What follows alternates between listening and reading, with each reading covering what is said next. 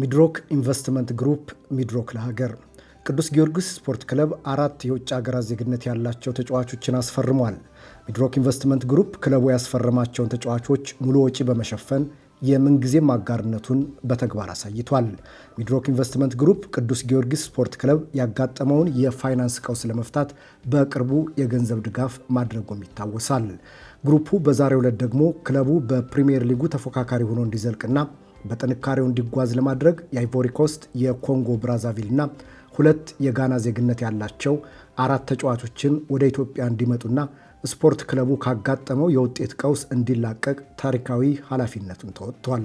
በፊርማ ስነ ስርዓቱ ላይ የክለቡ አንጋፋ ተጫዋችና የአሁኑ ጊዜ የቴክኒክ ኮሚቴ ሰብሳቢ አቶ ሰለሞን መገርሳና የክለቡ አሰልጣኝ ኢንስትራክተር ፋሲል ተካልኝ ክለቡ ከነበረበት ችግር እንዲወጣ ሚድሮክ ኢንቨስትመንት ግሩፕ ለሚያደርገው ድጋፍ ታላቅ ምስጋና አለን ብለዋል። የሚድሮክ ኢንቨስትመንት ግሩፕ ዋና ስራ አስፈጻሚ ልዩ ረዳት አቶ ዘላለም ተፈራ ሚድሮክ ኢንቨስትመንት ግሩፕ ክለቡን ወደ ነበረበት ገናናነት ለመመለስ የተለያዩ ድጋፎችን በማድረግ ላይ እንደሚገኝ ተናግረዋል።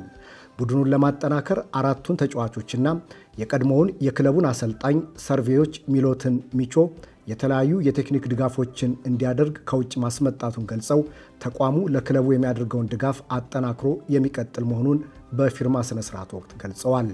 የቀድሞ የቅዱስ ጊዮርጊስ አሰልጣኝ ሰርቬዮች ሚሎትን ሚቾ፣ ሸማህመድ ሁሴን አሊ አላሙዲና አቶ ጀማል አህመድ በክለቡ የታሪክ ማህደር ላይ የማይሻር ታሪክ በማስቀመጣቸው ምስጋናቸውን አቅርበዋል።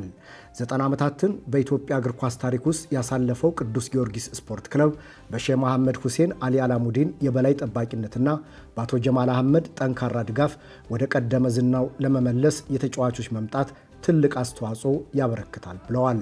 ሚድሮክ ኢንቨስትመንት ግሩፕ የሀገር ሀብት